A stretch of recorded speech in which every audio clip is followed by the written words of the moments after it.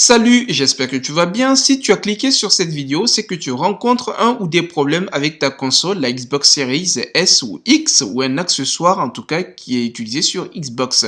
Afin de te faire gagner du temps, regarde dans la description, j'ai mis la liste des problèmes ainsi que les timelines. Comme ça, tu iras directement sur le problème qui te concerne.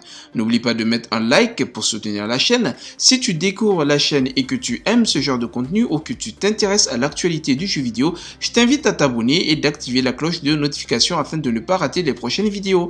Si tu veux jouer ou échanger avec moi ou avec la communauté, tu peux me rejoindre sur Twitch, Bibou TV, le lien aussi en description, ainsi que mon Twitter. Et si ton problème ne figure pas sur la liste, ne t'inquiète pas, décris-le-moi dans l'espace commentaire afin que je puisse t'aider. Allez, sans plus tarder, c'est parti. Le premier point concerne les nouvelles manettes sans fil Xbox sous Windows 10. Alors, certains utilisateurs n'ont aucune entrée de bouton dans les jeux avec les nouvelles manettes sans fil Xbox, celles qui sont emballées avec la Series X ou S, lorsqu'elles sont connectées via Bluetooth à Windows 10. Alors, comme solution, si vous rencontrez ce problème, assurez-vous d'avoir la dernière mise à jour d'entretien sous Windows 10. Vous pouvez trouver les mises à jour Windows 10 disponibles en allant dans Paramètres, Mise à jour et sécurité, Mise à jour Windows, vérifier les mises à jour. Il peut y avoir un bouton qui dit Voir les mises à jour facultatives et vous devrez peut-être le sélectionner là-bas pour trouver la mise à jour. Une fois que vous avez installé la dernière mise à jour, vous devrez également vous assurer que le logiciel de la manette est à jour en vérifiant la mise à jour supplémentaire dans l'application accessoire Xbox.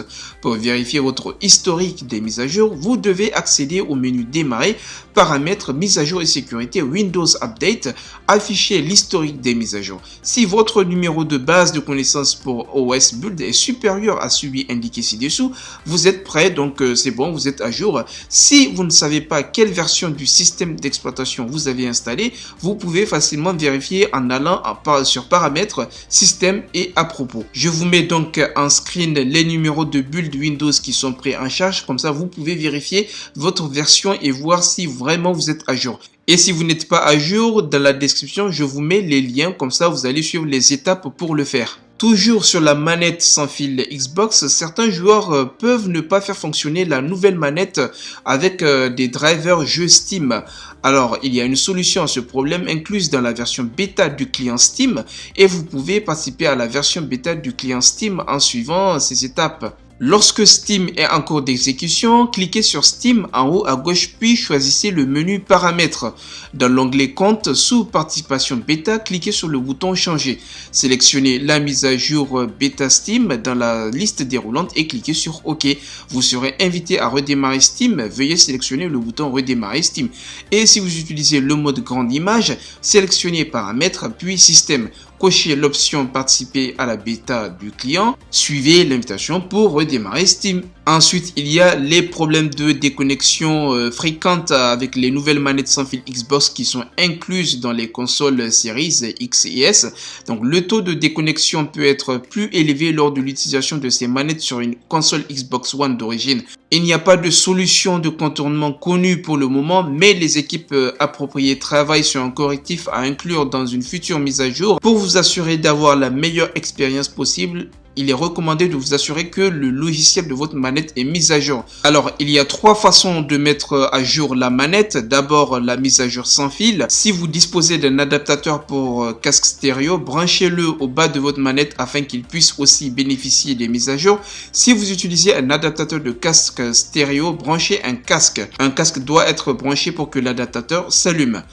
Appuyez sur la touche Xbox pour ouvrir le guide, sélectionnez Profil et Système, Paramètres, Appareil et connexion, accessoires, puis sélectionnez la manette à mettre à jour. Sur l'écran manette sans fil, sélectionnez les trois petits points pour vérifier la version du micro-programme de votre manette.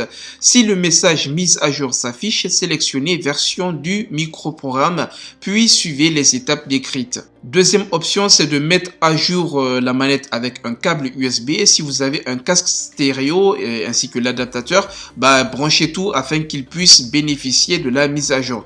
Alors du coup, branchez le câble USB inclus avec le port USB de votre Xbox. Pour les Xbox Series X, le port se trouve à l'avant, juste en dessous du bouton de paire. Pour les Xbox Series S, le port se trouve à l'avant gauche du côté du bouton de paire. Pour la Xbox originale, le port se trouve sur le côté gauche de la console, à l'angle du plateau de disque. Pour les Xbox One X et Xbox One S, le port USB se trouve à l'avant sous le bouton Power. Branchez l'autre extrémité du câble USB dans le haut de la manette. Les instructions d'installation de la mise à jour doivent s'afficher automatiquement. Suivez les instructions et laissez le câble USB branché pendant la mise à jour. Cette procédure peut prendre jusqu'à 3 minutes.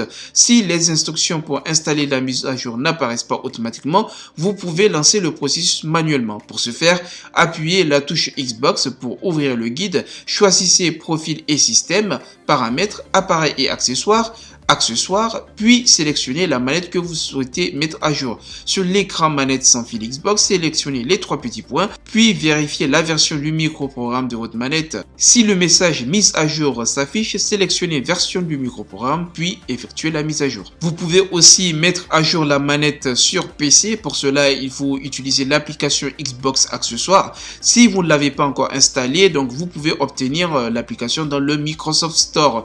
Une fois fait, donc vous ouvrez l'application Xbox Accessoires, connectez votre manette sans fil en utilisant un câble USB ou l'adaptateur sans fil Xbox. Une fois votre manette connectée, vous verrez le message mise à jour requise si une mise à jour est obligatoire. Installez la mise à jour.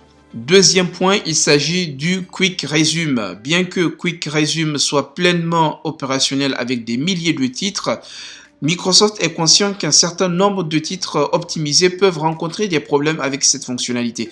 Afin d'assurer la meilleure expérience possible pour les joueurs, ils ont désactivé la fonctionnalité de ces titres et travaillent le plus rapidement possible pour résoudre ce problème au niveau de la plateforme. Dans ce cas, tout ce qu'il vous reste à faire, c'est de patienter. Troisième cas, il s'agit de la manette et du casque. Dans ce cas, il y a deux problème. Le premier est que certains adaptateurs de casque tierces ne peuvent pas régler le mixage audio jeu chat lorsque vous jouez avec la nouvelle manette sans fil Xbox.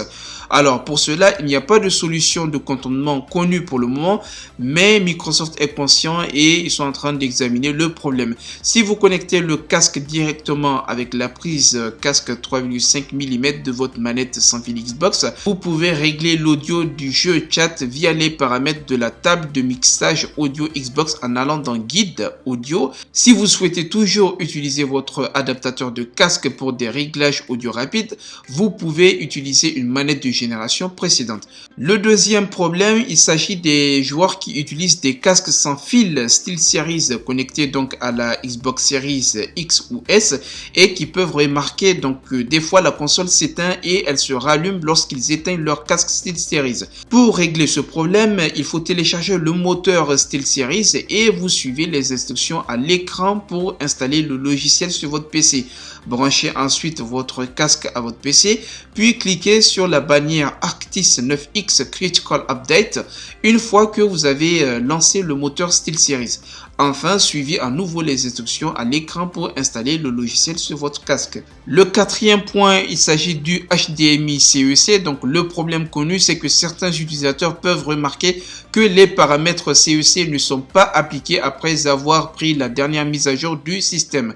Comme solution, bien que les paramètres puissent s'afficher comme activés, vous devrez activer et désactiver les paramètres CEC de la console pour que tout soit réappliqué. Pour ce faire, accédez à Réglages, Général, Mode d'alimentation et dépannage, Options d'alimentation TV et AV, puis HDMI CEC. Cinquième point, il s'agit d'un problème de compatibilité ascendante Xbox 360. Donc certains utilisateurs rencontrent des problèmes de lancement de jeux Xbox 360 qui ramènent plutôt l'utilisateur à l'écran d'accueil sur les consoles Xbox Series XS.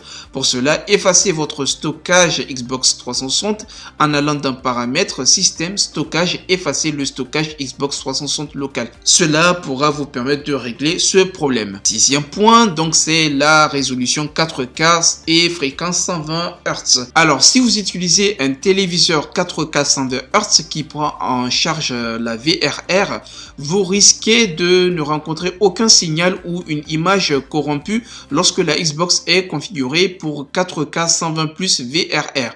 Ce problème se produit avec divers téléviseurs comme LG, Samsung ou Vizio. Alors, il y a plusieurs solutions. La première est de mettre à jour donc le logiciel de votre téléviseur. Je vous mettrai tous les liens concernant LG, Samsung et Vizio en description, comme ça vous pouvez faire la mise à jour. Si malgré la mise à jour de votre téléviseur, le problème persiste, la deuxième solution est de configurer la console pour 4K 60 images par seconde avec VRR en allant dans Paramètres, Général, Options TV et affichage, mode vidéo.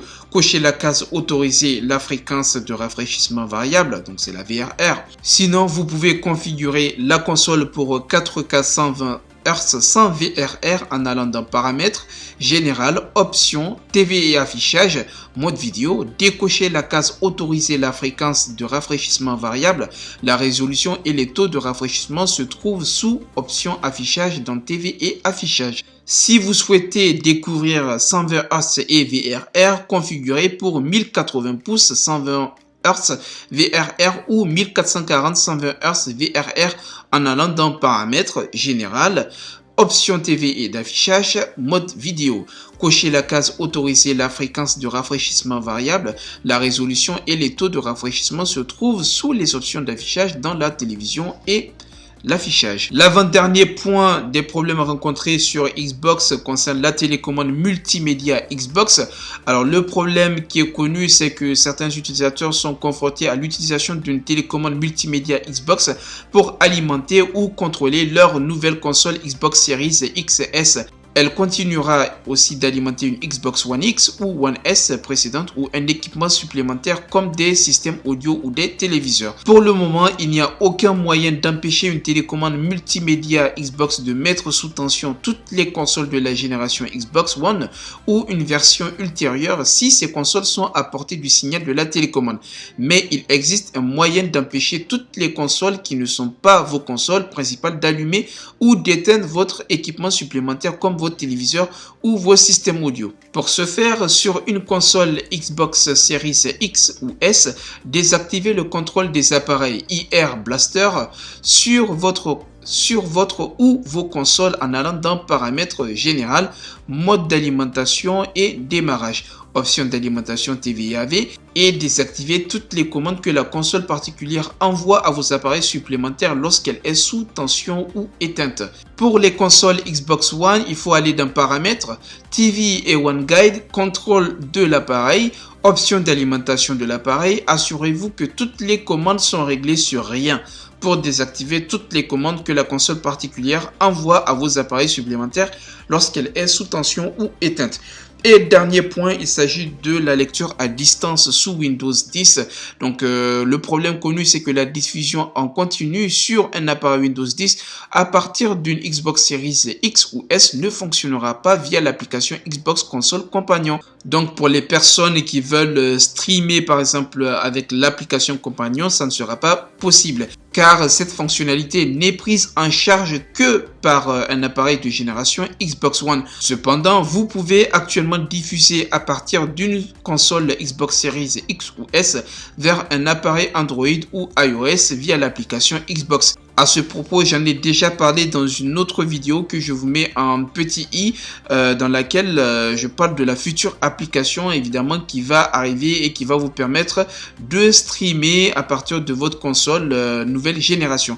Voilà les amis, c'est la fin de la vidéo, j'espère qu'elle vous a plu. Donc on n'oublie pas le petit pouce bleu, les abonnements, les commentaires afin de ne rien rater comme nouvelles vidéos qui vont arriver prochainement. Et comme je l'ai dit, si vous êtes intéressé par tout ce qui est actualité ou si vous voulez jouer. Voilà les amis, nous sommes arrivés à la fin de la vidéo. Donc si vous avez un autre problème qui ne figure pas sur la liste des problèmes évoqués dans cette vidéo, n'hésitez pas à mettre ça dans les commentaires. Et comme ça, moi j'essaie de trouver une solution, de faire des recherches et vous répondre.